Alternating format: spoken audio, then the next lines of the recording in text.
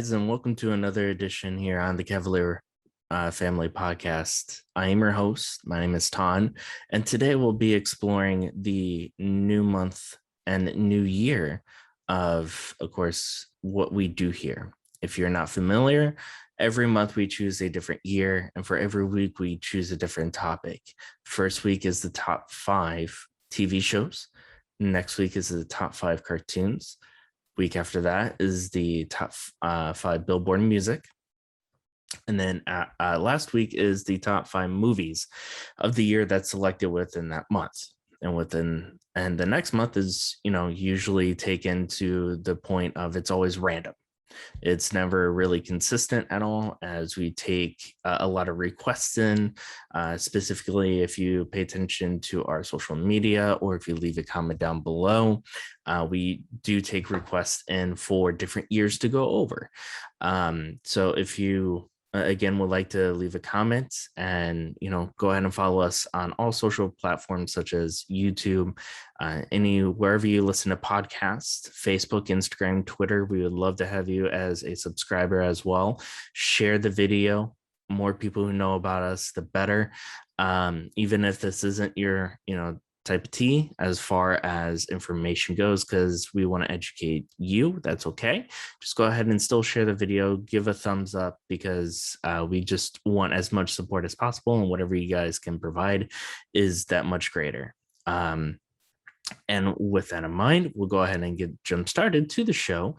This year is the year of 2003. We haven't done early 2000s in quite some time, so I figured we'd go ahead and spice that up. And with today's show, I do know that this is going to be the second week in the month. We do apologize as far as the duration and timing of when these episodes are airing and being put out. It has been, a lack of shows being produced, and we do apologize. Hopefully we're getting back on that groove again. There's been a lot of behind the scene challenges. As far as updates go, there's not a lot of updates, but again, we do appreciate you going to the merchandise store, checking it out, buying a shirt, buying a mug, even buying a sticker if you like, because no matter what the actual item is, it still helps us out a lot. If not monetary value, then of course it's just getting people to be aware of us. So we definitely appreciate that. So with that in mind, let's go ahead and do a double feature today. We'll go ahead and jump back in time to 2003. Back in time. All right, and like I said before, this is a double feature, so we'll be discussing the top 5 TV shows and cartoons. The next week will be, of course, the Billboard's music. So if you're not interested in the TV shows or music, that's perfectly fine, because we just want to educate wherever we can, whenever we can. So if you're more interested in the music, just come back through, take a listen, because we like to share the music with our audience before we discuss who actually sings it. So it's kind of like a guessing game for you guys to keep you intrigued. So with that in mind, let's go with the top TV shows. And just so then that way you are aware, if you're watching on YouTube, I am looking to the screen to the right. Again, that's where the list is located. It's a little bit easier than flipping through screens on the laptop. So top 5 TV shows of 2003 actually comes from the TVRatingsGuide.com. Now, the information actually does come from IMDb, with some honorable mentions such as Scrubs, 2.5 Men, Fear Factor, That 70s Show, Malcolm in the Middle, and The Bernie Mac Show. The very first show on the list was actually American Idol. They were technically on the list twice, but I kind of just combined everything together. And then instead of the top 5, it's theoretically top 6. But again, since American Idol took 2 positions, I combined it as one. Network was Fox on Tuesdays and Wednesdays. On IMDb, it scored 4.2 out of 10. The series ran from 2002. Thinking maybe late 2010s, possibly, because then it was revamped in 2019. Creators were Simon Fuller. He was the writer, So You Think You Could Dance, and he was actually the producer of the 90s movie Spice World with the Spice Girls. 12 American finalists, 6 men and 6 women, compete in a singing contest. It starred Ryan Seacrest, and Some of the judges, of course, kind of fluctuated throughout the years. So, of course, everybody knows Randy Jackson, Simon Cowell. We had Paula Abdul, Jennifer Lopez, Katy Perry, Lionel Richie, Keith Urban, Luke Bryan, and Steven Tyler were all judges at one point. Though Jordan Sparks is the youngest winner, Taylor Hicks is actually the oldest winner. And going back to it ending in the late 2010s and being revamped within 2019, I'm pretty sure that was Fox specifically, because from 2017 to 2018, it did air on ABC Network, which, of course, both locations now are owned by Disney. So regardless, it's on a Disney network. According to Paula Abdul, many of her more off-the-wall remarks were actually whispered in her ear by fellow judge Simon Cowell. Number 2 is The Apprentice. The network is NBC. It scored a 4.8 out of 10 through IMDb. Via IMDb, it says that the series started in 2004 and went to 2017, although the list that we got actually has the show in 2003. So it could be the fact that it started in late 2003 and then it didn't really ramp up until 2004. But again, that's, where some of the research comes in play, just trying to get as much correct information as possible. But of course, you go to multiple sites, they're all conflicting. So it's kind of hard sometimes. The creator of The Apprentice was Mark Burnett. He was actually the producer of Shark Tank, The Voice, Survivor, and the 2016 movie Ben-Hur. The contestants compete for a job as an apprentice to a billionaire American, Donald Trump. Starred Donald Trump, Ivanka Trump, Donald Trump Jr., Kendra Todd, and Tanya Goertz. Some of the contestants that you guys may know, one of the more popular ones, because I do know that they did do a celebrity versions of these multiple times. Some of the celebrity contests were the country singer Trace Adkins, actor Stephen Baldwin, the singer of Twisted Sister, Dee Snider, Penn Jillette from Penn and Teller, Gary Busey, Bret Michaels, he was the singer from Poison, and Little John, yeah. One of only 2 TV shows that actually have hosted by a future U.S. president. The other is Death Valley Days in 1952, which was hosted by Ronald Reagan, which I didn't know. The contestants had to keep their cell phones on speaker to make sure they weren't cheating by using connections made prior to the show or by making private phone calls. Like many reality shows, unfortunately, the contestants are only allowed to sleep 4 to 5 hours a day while they are working on it. Let's see here. So number 3 is the TV show Friends. Network was NBC, scored 8.9 out of 10. Let's see.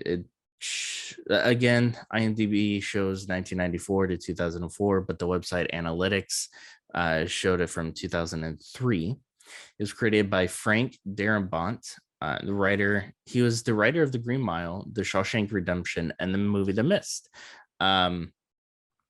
Which, if I'm not mistaken, I know Shawshank Redemption is a Stephen King book. The Mist is also a Stephen King book. And I feel like The Green Mile is also a Stephen King adaptation as well, which, if that's the case, then the dude loves Stephen King. It follows the personal and professional lives of 6 20 to 30-something-year-old friends living in Manhattan. If that does sound kind of familiar, it's very similar to How I Met Your Mother, though personally for me, I prefer How I Met Your Mother over Friends. I didn't really get into Friends, but that's going to be the question of the day for you guys. Leave a comment below, hit us up on Twitter or social media. What did you guys prefer? Did you prefer Friends or did you prefer How I Met Your Mother? We'll take a poll on that. It starred Jennifer Aniston, Courtney Cox, Lisa Kudrow, Matt LeBlanc, Matthew Perry, David Schwimmer. It did have Paul Rudd on this series. He did a few episodes, as well as Tom Selleck. When Matt LeBlanc auditioned for the role for Joey, he only had $11 in his name. However, when he got his first paycheck, the two things he did at first was actually buy a hot dinner, as well as Courtney Cox a new car. So that was nice of him. That was very nice of him. Lisa Kudrow wrote Smelly Cat in one night when she was drunk with her best friend. After the episode of after the episode of the one with the lesbian wedding, the producers hired 200 people to cover the phone complaints. However, in total, they actually only received 11 phone calls. So that's kind of interesting. That's good to know because, of course, as time is progressing, sorry, don't know why I yawned there. Of course, as time is progressing, people are progressing, more accepting as well. So at this point, you know that individuals were a little bit more accepting of that during that time period. Let's see here. It looks like number 4. All right, so it looks like an error on our part. It looks like at one point it was ER, started on NBC, but unfortunately, it doesn't look like we have a little bit of the research. So, apologies on our end. As you know, ER started in the early 90s. It did star one of the bigger hitters, George Clooney. And though we have covered ER in the earlier episodes as well, so if you guys are looking for a little ER information, I would honestly check back with those episodes previously because we do have ER on there. So I personally do apologize for you guys for not having that information. But number 5 is CSI. The network starred on, the show starred on CBS, 7.7 out of 10 on IMDb. It's aired 2000 to 2015. Creator Anthony E. Zucker. He's actually the writer for CSI New York, CSI Miami, and CSI Cyber. So a lot of CSI shows. It's a series following an elite team of police forensics evidence investigation experts as they work their cases in Las Vegas. Starred Lawrence Fishburne. If you don't know who that is, he played Morpheus in The Matrix as well as the father to Cuba Gooding Jr. and Boys in the Hood. A fantastic movie. If you guys haven't seen it, Ice Cube, fantastic. All the actors and actresses in that movie is phenomenal. Plus the killer soundtrack as well, as Dr. Dre helped create the soundtrack for that. So again, definitely recommend watching it. Marg Hellenberg, she has done Aaron Brockovich and Species. George Eads, Eric Zesmenda, Eric Zesmenda, can't really pronounce it, but it's Szmanda. And Ted Danson, of course, he starred as Sam Malone in Cheers.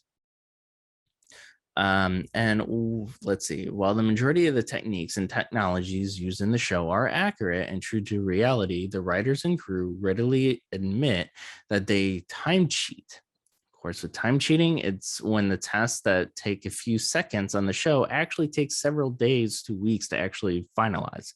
Obviously, with that being in the early 2000s, I'm sure the process nowadays are a little bit faster, but that's the whole point, I guess, in movie magic, right? This was the last CSI series to continue shooting in 35mm film. The spin-offs were done digitally in 2009 to help cut costs. However, eventually the series switched back in 2013. The popularity of the show was all due to the large surge of applications for forensic science. So there you go, guys. That's the top 5 TV shows of 2003. Let us know if there's a TV show you guys watched during that time period and see where it matches up on the list. And we'd love to hear what your favorite TV show was in the early 2000s. And with that, we'll just go ahead and move right along to the top 5 cartoons. Of course, unfortunately, this does come from Wikipedia. Just to let you know, I did look on many platforms, many websites as far as information goes, and it all leads to the same information that's found here. So just to give you guys a little bit more support in that nature of truthfulness to this, all the websites I visited had everything in this order. So they're pulling it from somewhere. I do know that Wikipedia is a website where everybody can update. So it could be, and it provides sources too. So it could be pulling from those sites. Number one TV show of 2003 was Teenage Mutant Ninja Turtles. It scored a 7.8 out of 10 on IMDb. It aired from 2003 to 2010 with 156 episodes. Of course, everybody knows the creators of TMNT, Kevin Eastman and Peter Laird. Now, both guys actually wrote 2014 movies as well as all three 90s movies too. One of the other creators is Lloyd Goldfine, who is the writer for 2016 Max Steel. Of course, this series and Turtles Forever in 09. It starred Michael. Here's the last name I am going to demolish. It's Michael Sinter Nicholas as Leo, Wayne Grayson as Mikey, who actually also voiced Joey Wheeler in Yu-Gi-Oh!, which fortunately the creator of Yu-Gi-Oh! Actually passed away, so may he rest in peace and condolences. Gregory Abbey as Raph, Sam Riegel as Donnie, Dustin as Splinter, Mark Thompson as Casey Jones, Veronica Taylor as April O'Neil. She also voiced, of course, if you know Veronica Taylor, you'll know her as the voice of Ash Ketchum from the 90s Pokemon. And Sean Schimmel as Constable Biggles. If you know Sean Schimmel, and if you're a fan of Dragon Ball Z, you will know that he is the voice of Goku. The Lean Mean Green Fighting Machines is what they are known as. Of course, everybody knows the story of TMNT. Kevin Eastman and Peter Laird actually got the idea from Marvel comic books. The actual ooze that gives the turtles the power is the same stuff that gave Daredevil his powers. So it kind of coincides that way, and that's where the inspiration draws. We all know who they are: Splinter, Shredder, Turtles, April, and of course Casey. Krang is another one, or Kang. It's Krang, I believe. Yeah, it's Krang. We all know those characters, whether if you grew up with the cartoons or in the movies. It's definitely one that hit it off fairly quickly, and honestly, it was a joke. Kevin Eastman and Peter both said that it was a joke. They just decided to do it one day and then just kicked off. That's why there's so many limited runs of the original printing. Is because of that. That's why the original printing is so hard to find as well. But we all know the story. I mean, group of Teenage Mutant Ninja Turtles going out trying to save New York City or save the world. Some of the great video games too, like Turtles in Time. There's a new game out right now called Shredder's Revenge. That's very it mimics very much like the old 90s video games that was on the NES, that was on the Super NES. So all of those all together. The storylines, this is what I find more fascinating about this story or this series though, and what I give credit to them 100% for doing, is because the storylines for the TV series was taken from the original Mirage comic books, making the series more authentic to the source material. And that's not all either. But instead of having each episode having a separate storyline, each episode connects to create a larger growing storyline throughout the season, which isn't found a lot of times during, cartoons, TV shows, all of that in general. Number two is Lilo and Stitch. Series is 6.7 out of 10 on IMDb. Aired from 03 to 06. 65 episode run. Creators was Dean DeBlois. He was the writer of all three How to Train Your Dragons and, of course, the Lilo and Stitch movie. Chris Sanders, who was also the writer for Lilo and Stitch, How to Train Your Dragon, The Croods, and the 98 movie, cartoon movie of Mulan. And Doug TenNapel, he wrote Earthworm Jim, the video game. He was also the producer of Cat Scratch as well. What Lilo and Stitch is about is the rambunctious human and alien duo must hunt down Dr. Jokiba's 625 other experimental creatures infesting Hawaii. It starred Davy Chase as Lilo, Chris Sanders as Stitch, and David Ogden as Jumba, and Kevin McDonald as Pleakley. It was the first Disney animated TV show where all the original characters came back to voice their movie characters as well. So that's fascinating. All the original actors came back just to voice all the original characters. So kudos to them. The Disney Channel, though, did a poll in 2004 asking the fans for their top 10 favorite experiments, which are as follows. Number 10 is Experiment 360, which gave us Drowsy. Number 9 is Experiment 608, gave us the character Slugger. 8 is Experiment 323, and I'm going to butcher this, I'm sorry. Hunka. And number 7 is Experiments 501 and 502, Yin and Yang. Episode 6 was 158, gave us character Finder. Episode 5 gave us Experiment 627. Number 4 gave us Experiment 300, character Spooky. Number 3 is Experiment 254, which is character Mr. Stretchy. Episode 2 is Experiment 151, Baby Fire. And going back to the number 5 spot for Experiment 627, if I'm not mistaken, that should be Leroy, because they did a movie on that.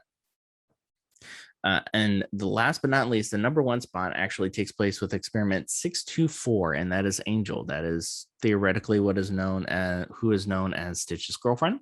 You can find the dolls and the plushes and stuff at Walt Disney World, at Disneyland. She became a very popular character because, if you guys know, a great marketing tool for any TV show, and especially one that are more so tiered towards boys, like for example Batman, both animated series and Adam West series. They brought in Batgirl for Adam West to draw in more of the female audience. The animated version of Batman in the 90s brought us Harley Quinn, which again try to draw the more female audiences. Angel is very much the similars to draw in more of the female audiences within, of course, Lilo and Stitch. Not saying that Lilo and Stitch was pertained and pointed towards men or little boys, because no matter who you are, no matter what age, whether if you're adult, male or female, you of course love Lilo and Stitch regardless. But as Stitch is a boy, it gave the little girls the opportunity to have Angel,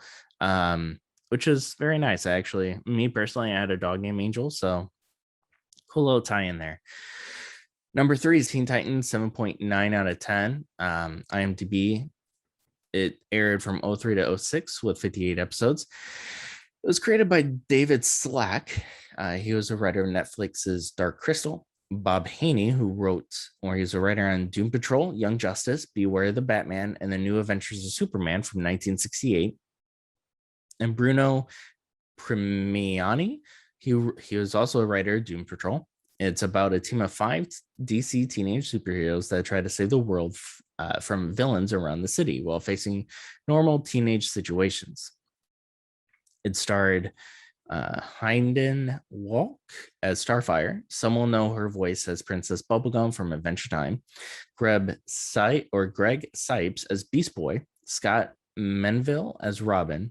Carrie Payton as Cyborg. He also stars as Ezekiel in The Walking Dead. So all you Walking Dead fans, there you go. Tara Strong, which you guys will find out that Tara Strong is on this list for voicing many characters on here. Tara Strong, if you're not in the, nerd community, of course, you won't recognize the name, but everybody in the nerd community, you'll definitely recognize her name. Tara Strong, who is Raven. She also played the voice of Barbara Gordon in Batman the Killing Joke and Bubbles in the Powerpuff Girls. And then Ron Perlman as Slade. You'll know Ron Perlman from Sons of Anarchy, who plays Clay. Hellboy is another one that he plays Hellboy in the movie. In the comics, Raven is actually not telekinetic. However, thanks to the popularity of the show, within the comics, she is dead, but because of the show and the popularity of it, they brought her back to life. The word kill is never used and may have been applied, but instead the writers creatively use destroy or annihilate. So that's interesting. Number 4, is All Grown Up. Scored a 5.4 out of 10 on IMDb. It aired 2003 to 2008 with 55 episodes. It was created by Kate Butler, the producer of Wild Thornberrys and Rugrats. Eric Casimiro, who is also the producer of Rugrats, as told by Ginger and Wild Thornberries, and Monica Piper. This show, it actually follows the original Rugrats through the teenage years. However, Angelica is a little nicer and Chucky is a little risk taker. I don't know if any of you guys watched it. I personally watched it when I was a little younger. I found it entertaining. It was fun. It was enjoying. I like to see progression of characters, whether if it is cartoons or not. It starred Janice Kayway as Kimmy Finster. You'll know her as Jenny in My Life as a Teenage Robot, and G in the original Captain Planet. Also starred Kate Higgins as Lil, James Arnold Taylor as Tommy, which you'll know, and all you Star Wars fans out there know his name. He voiced Obi-Wan in the Star Wars Clone series, and then, of course, Leonardo in 2007's TMNT movie. Rob Paulson as Chucky. He actually voiced Pinky in the Brain, or Pinky in Pinky and the Brain. Yaku, of course, the cartoon of Wacko, Yakko, and Dot. He actually played the voice of Yakko in the Warner Brothers animated show Animaniacs. He also voiced Donatello in 2012's TMNT, and Carl in Jimmy Neutron. Catherine Taber as Angelica. She voiced Padme in Star Wars, The Clone Wars. Charlie Schlatter as Phil. Keith Ferguson, and, of course, Tara Strong as Dill. Of course, there you go. That Tara Strong name right there. There's a Rugrats special called All Grown Up, which is the actual pilot for the spinoff. In Coupe de Ville, the episode, it is stated that Lil is a minute older than Phil. So for those of you that didn't know and always wanted to know, Lil is actually older than Phil. And number 5, to bring us in the home run here, is Shaolin Showdown. Scored a 7.5 out of 10 in IMDb. It aired from 2003 to 2006 with 52 episodes. It was created by Christy Hugh. It's about a young Shaolin monk named Omi with a giant yellow head leads a trio of other students to collect powerful items known as Shen Gong Wu while battling the evil Jack Spicer, who is also after the artifacts. Jeff Bennett as Clay. He also voiced Johnny Bravo. Danny Cooksey as Jack Spicer. Gray Griffin as Kimiko, who also voiced Selena Kyle / Catwoman in the Arkham City video game and the grandma in 2014 movie The Book of Life. Wayne Knight as Dojo Kanojo Cho. He acted in so he was the actual actor who played Nedry in Jurassic Park. So the big guy who kind of just screws everything up in the first Jurassic Park. He's also Zach in Rat Race and Newman in Seinfeld. And of course, as we see this pattern here, Tara Strong as Omi. One fun fact is the dragon wind of Raimundo, which Ray means thunder in Japanese. Through season 2, Raimundo's main attack is called Typhoon Boom and sounds like thunder. The four voice actors that previously worked on Foster's Home of Imaginary Friends were actually reunited on the show. So there you go, guys. That is the top 5 both TV shows and cartoons of 2003. If you like this episode, just let us know. Leave a comment below. Again, the question of the day is, did you guys watch How I Met Your Mother or Friends more? Which one do you prefer? And of course, that brings us, like I said, to the end of the episode. Thank you guys so much for listening. Again, share, do whatever you can to show us your love. Visit the merchandise store with the link down below. And if there is a year that you guys want to hear us provide some information on, let us know that too. But other than that, I'd like to thank Kevin Holmes, who did the intro and outro, Justin Dye, who did many of the musical elements, Stephen Dawson, who's still, I know, going through some things in life as far as moving goes. So he's been extremely busy. So unfortunately, if I butchered anything in this episode, that's because I'm the researcher and not him. So with that in mind, can't thank you guys enough. Love you all. Have a great night.